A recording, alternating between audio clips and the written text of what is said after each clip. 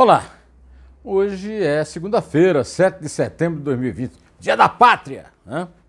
Pois então, no Dia da Pátria, o presidente da República, Jair Bolsonaro, usou suas redes sociais para apoiar a campanha lançada pelo secretário especial de Cultura, Mário Frias, em homenagem aos heróis brasileiros na semana do feriado da Independência. Esse apoio veio por causa de uma polêmica que foi criada pelo humorista Marcelo Adnet, que fez uma paródia de um discurso feito nas redes sociais, com o patrocínio da Secretaria de Comunicação da Presidência da República, ocupada por o Weinberg, né, Fábio Weinberg, e com a raiva, a ira furibunda do ator Mário Frias, que não admitiu que fosse feita uma paródia. O Mário Frias chamou Marcelo Adnet de bobão, palhaço decadente e garoto frouxo. Bobão, não sei, o Marcelo Adnet me parece ter uma cultura muito maior e uma capacidade muito maior de expressão do que o Mário Frias. O Mário Frias é um canastrãozinho da série Malhação, da Rede Globo, que não é desdouro para ninguém. A Malhação lançou bastante bons atores jovens, não é o caso dele. Não fez nenhuma carreira como ator, o máximo que ele está fazendo agora é como bajulador do Jair Bolsonaro. A campanha é ridícula, é de uma breguice absurda. Além do mais, usam uma música chamada Ômega, sem a permissão do autor Scott Buckley. Como se sabe, o Paulo Guedes está fazendo uma campanha para tributar livros, que é um absurdo contra a cultura e contra as editoras, e o secretário especial de comunicação mostra um enorme desprezo por uma conquista da Revolução Francesa, o direito de autoria, o direito autoral. Não é o primeiro. Os bolsonaristas não dão a mínima, usam a música que querem, adaptam tudo aos seus gostos e aos seus discursos, né? O Bolsonaro recomendou que seus internautas acompanhem as redes sociais do secretário e da pasta da Cultura, né? A SECOM usou dinheiro público na confecção dessa campanha.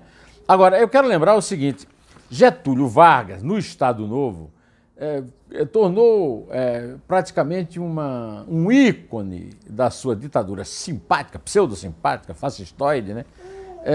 Do seu sorriso, das suas gargalhadas, as gargalhadas completamente desbandeiradas que ele dava nos shows, nos musicais do produtor Walter Pinto, né?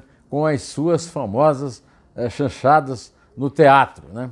Dali que veio a chanchada do cinema, né? Não há notícia de nenhum presidente que tenha tido qualquer atrito com a graça, com o humor, a não ser na ditadura militar, que parece que o Bolsonaro acha que a presidência, que com os votos que ele teve, ele tem uma autorização popular para dar uma continuidade à ditadura que caiu sobre os seus próprios pés de barro. Não tem não!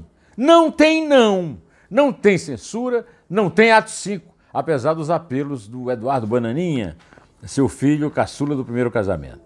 Pois bem, um episódio de censura na democracia, que a Isabel me lembrou hoje no café da manhã, foi o famoso escândalo do Boi Barrica. O Boi Barrica foi uma operação da Polícia Federal em que visava o filho empresário do presidente José Sarney, o Fernando Sarney. E o Estadão foi o único jornal que foi proibido de divulgar os casos do Boi Barrica. Só recentemente o Boi Barrica foi enterrado, né? Só que o Boi Barrica foi uma decisão dada acima, né, por um tribunal, amigos do Sarney, no Tribunal de Justiça lá no Distrito Federal, né? Agora estão sendo muito comuns os episódios de truculência contra, no caso do Marcelo Adnet, uma truculência nas redes sociais, por bolsonaristas, pelo próprio Mário Frias, que parece que tem um estômago muito sensível para a graça. Então, ele é meio idiota, então eu tenho a impressão que ele tem problemas com humor, ele não tem senso de humor nenhum, porque ele é burro, de uma capacidade intelectual reduzida praticamente a zero. Digamos que ele tem um QI ali de 20, 25. Pois é, então é o caso, né? O caso do roubo da música é mais grave, né, o senhor Frias? Pois bem, para você ter uma ideia das truculências do Bolsonaro, eu aqui, ali sentado no computador, lembrei do caso do Hélio Schwartzman, colunista da Folha, que está sendo processado pelo ministro da Justiça, o sabujo André Mendonça, porque disse que desejava que o Bolsonaro morresse.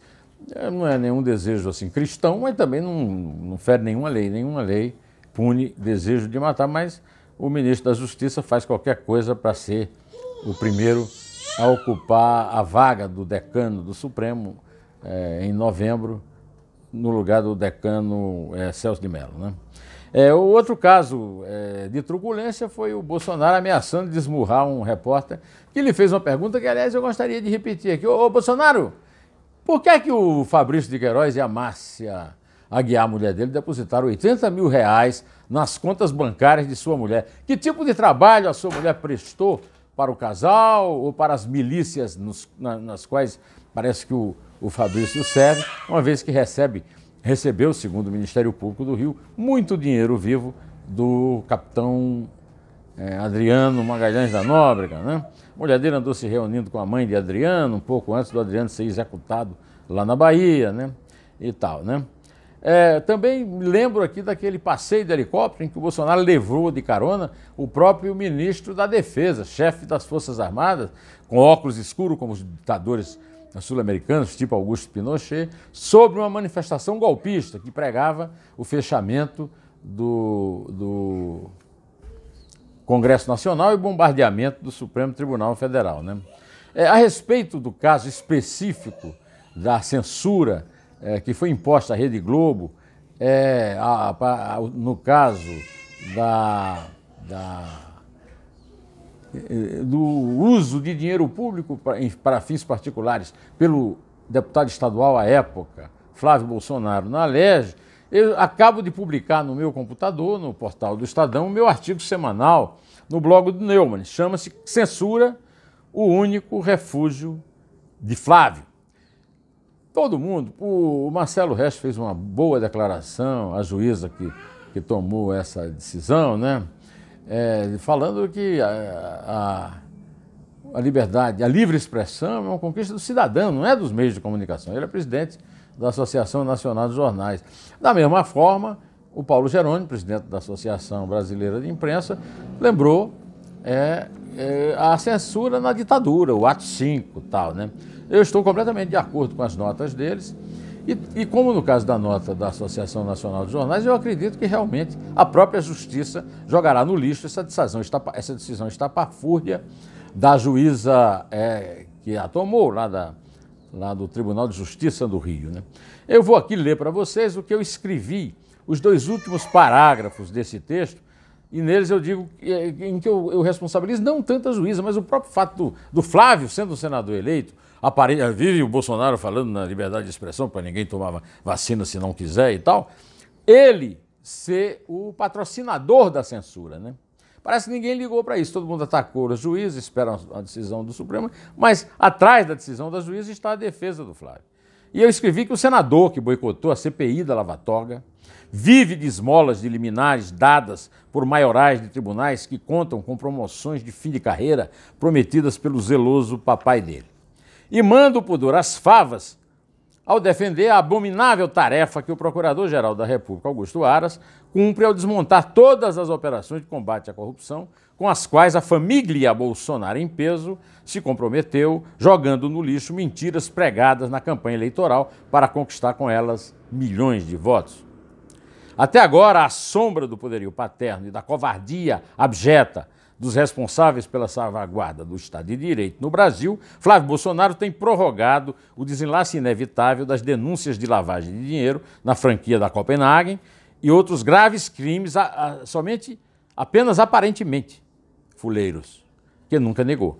Não é possível saber até quando abusará de nossa paciência, como fizera Catilina, que tanto contrariava Cícero. Mas talvez seja útil lembrar, como avisava minha avó, que não há bem que sempre dure, nem mal que nunca acabe. A começar pela sentença absurda da incauta magistrada, que não sobreviverá à morte natural da censura, o único refúgio de Flávio Bolsonaro e de sua pior rima, a ditadura. Também hoje eu me reservei aqui para falar a respeito do assédio judiciário que está sendo denunciado pelo professor de História e meu ex-companheiro lá na Rádio Jovem Pan, Marco Antônio Villa. Marco Antônio Villa sofreu 21 ações cíveis e uma penal, sendo que 5 cíveis e a penal já foram rejeitadas pelos juízes na primeira instância, porque faz críticas muito pesadas ao Bolsonaro. Ele, ao contrário daquele pessoal que bombardeou o Supremo, dessa Sara Giromini, que se pretende Sarah Winter, né? Que atacaram a democracia com gestos, com atitudes, com atentados, né? O Villa, assim como o Schwarzman, simplesmente manifestaram a sua opinião, que é garantida na Constituição, como lembrou o Marcelo Resch, presidente da Associação Nacional dos Jornais, na sua nota contra a censura da juíza lá da 33ª Vara Cível do Rio de Janeiro. O assédio judiciário ao Villa é um absurdo e é uma demonstração de que continua muito válida essa crítica que eu estou fazendo, não apenas à truculência da família Bolsonaro, mas principalmente a covardia, completamente fora de qualquer princípio democrático, daqueles que se dizem guardiões da democracia, o presidente da Câmara, Rodrigo Maia, o presidente do Senado, Davi Alcolumbre, todos muito interessados em manter um pacto. Agora, por exemplo, o Rodrigo Maia já marcou para quarta-feira, depois de amanhã, uma homenagem a Dias Toffoli, que Dias Toffoli, no dia seguinte, na quinta-feira, passará para Luiz Fux, o atual vice-presidente, como manda a tradição, a presidência do Supremo Tribunal Federal. Essa comemoração, essa despedida solene, ela apenas serve para confirmar aquilo que eu venho dizendo aqui, que os 3 poderes estão em conluio para derrotar de vez a Lava Jato e todo o combate à corrupção, e por isso eu não deixo de comentar isso aqui. Eu quero também lembrar que o Ibope acaba de divulgar que 38% dos brasileiros inculpam a população pelos resultados negativos da pandemia, 33% ao Bolsonaro e 12% governadores. Quer dizer que a pregação do Bolsonaro de que só os governadores e os prefeitos são responsáveis pela pandemia não calou fundo na população, que aliás é uma autocrítica, pode até ser hipócrita, mas é uma autocrítica. O principal culpado, segundo o Ibope, é a população mesmo, que não cumpre a quarentena. Eu estou em isolamento social aqui com a Isabel e o Arthur desde 9 de março.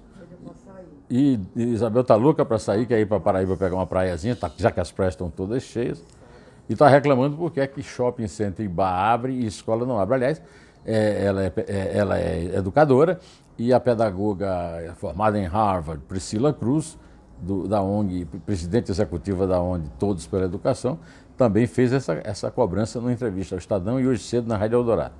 Bom, e o Bolsonaro, depois de sequestrar a pátria no filmeto da SECOM, agora sequestrou a pátria no seu dia, ao transformar numa festa nitidamente bolsonarista o desfile que não houve do dia 7, sendo lá o único sem máscara, de uma irresponsabilidade total, abusando do fato de já ter contraído a Covid e ter escapado, o que não quer dizer que ele não transmita, ele contagia, ele pode pegar de alguém contagiado assintomático e passar para outro, que pode até morrer, né?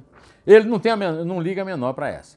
Antes de encerrar, eu quero dizer que já está circulando no meu canal do YouTube aqui a entrevista da série Neumann Entrevista com o candidato a prefeito pelo PSD de São Paulo, o André Matarazzo, completando com Walter Maierovitch, jurista, presidente do Instituto Giovanni Falcani, e o professor da USP, Modesto Carvalhosa, além do empresário Paulo Marinho, que é a principal testemunha de que os Bolsonaro, a família Bolsonaro, família com GL, italiano, família de máfia, foi avisada por um bolsonarista na Polícia Federal e por isso demitiu Fabrício Queiroz do gabinete de Flávio Bolsonaro na SECOM, desculpe, na Alerj, já misturei tudo aqui, e a filha dele, Natália Queiroz, no gabinete do papai Jair Bolsonaro, quando era deputado federal.